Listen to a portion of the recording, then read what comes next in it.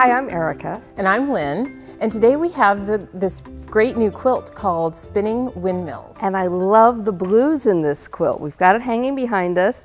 I think it would be a great baby quilt, but you could do it in any color combination. I think I'd still love it. Right, we were saying that pink's definitely for a baby. Absolutely. You could do a red and white or a green and white. That'd be great too. Yeah. Seasonally, you could have all different ones. Right, and I think you could really use the signature block if it was a baby quilt, and everybody could sign their names or put a little message in there for this. Great idea, I love it. Well, this is made using our cube and companion, right, Lynn? That's correct, yes, and this is the 8-inch, but you could really size this up or size it down and use any of the other sizes too. Great tip.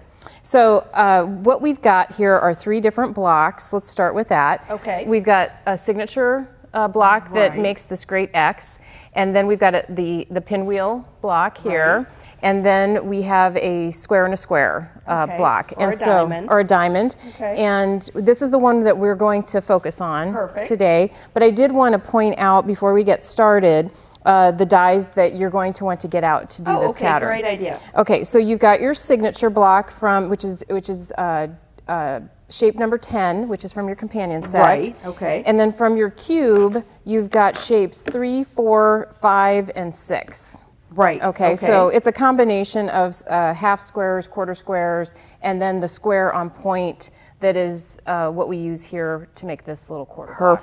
Perfect. And we're going to make that one, but I think you had some tips for us on that windmill block, right? All right, so we were talking about this because in looking at this without reading the pattern, but of course you want to start with the pattern, we were like, oh, how does this block go together? Well, it's really, let me hold it up for you.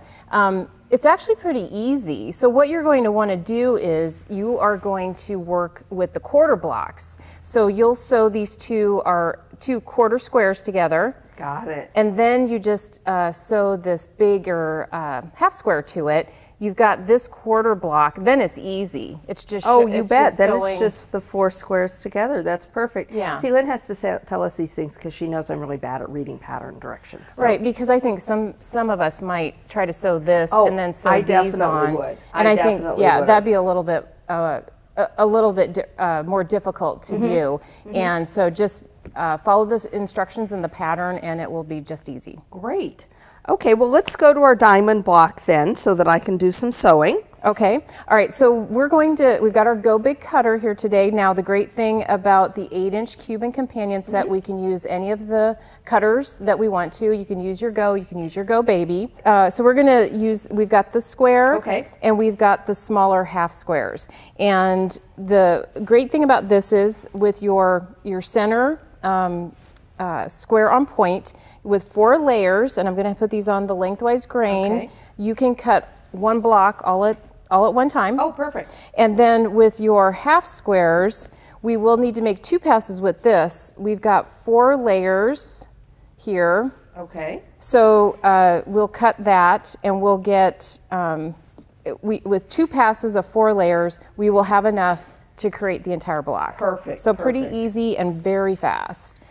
And then we can run these through at the same time. Oh, great, a die race. Yep. So. Well, and we talked before that actually you could make the quilt behind us with 8 fat quarters, and that would give you that variety, that scrappy look if you didn't want to just pull scraps out of your stash there. Right, but this is a great scrappy pattern. Okay, so there's our half squares. Perfect. And then here's our square on point. Okay. And so I will let you take it from here. Okay, so when I'm doing a diamond or a square on point like this, and let me hold it up so you can see. If you look really carefully, you can see I always sew opposite sides on first, and then press, and then turn and sew the other corners on. So that's what I'm going to do today for us. Okay. So I'm just going to go ahead, and sometimes it's not easy for me to be scrappy. I want everything to match perfectly. So sometimes, I don't know if you're like me and you have a problem with that, you may want to look at maybe even doing just grabbing. Don't let yourself even look at it. Just grab your scraps and just sew them without letting yourself get too matchy-matchy on it. Yeah, just let it happen. Just let it happen. The first time I did that, I had a friend tell me, just put them all in a brown paper bag and start grabbing, because otherwise you're going to be paying too close of attention. I'm going to sew this other side on. Lynn, do you want to go ahead and, did you want to cut those others so I had some different sizes, or will we be not so scrappy then? Absolutely. Okay, so I'm going to run the other 4 layers through.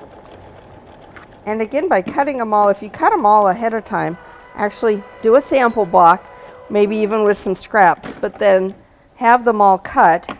Then you've got the different fabrics there to give yourself that really scrappy look. I know whenever I do something scrappy like this, my daughters are my matching police, and they'll go through and make sure that I don't have the same fabrics next to each other. So with those 2 sides pressed out, and I did press towards the dark sides on that. I just was pressing and didn't talk. Now we can go ahead and do the other 2 sides. So you made me some other fabrics here, I think. Right. Which is great. Okay, so I want to talk about the Go Big for a minute here, and how for those of you that have it, I'm sure you already love it, and for those of you that are thinking about getting it, it is so fast, and it makes it super easy.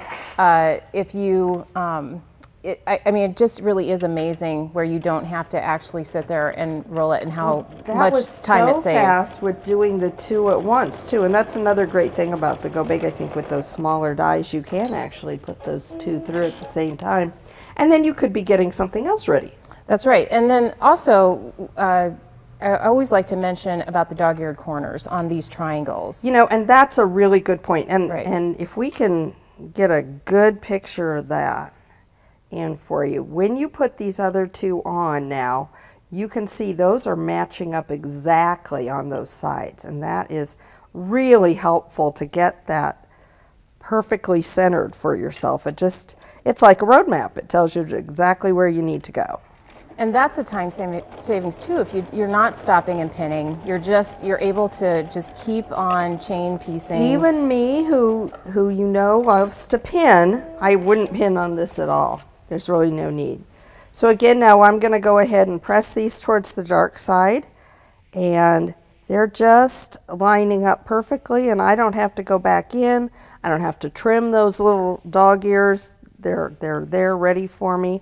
And then with those 4, it's really easy then to go ahead. Oh, let's see. Let's turn it around a little bit. There you go. Okay. That looks good. And make sure that we're scrappy here. Mm-hmm. And we could sew these 2 together. Then we'd be able to sew these 2 to the bottom 2, and we'd have our block done. Right, and then just follow the rest of the instructions Absolutely. to put the entire top together, and then you can quilt it as you like. That's right.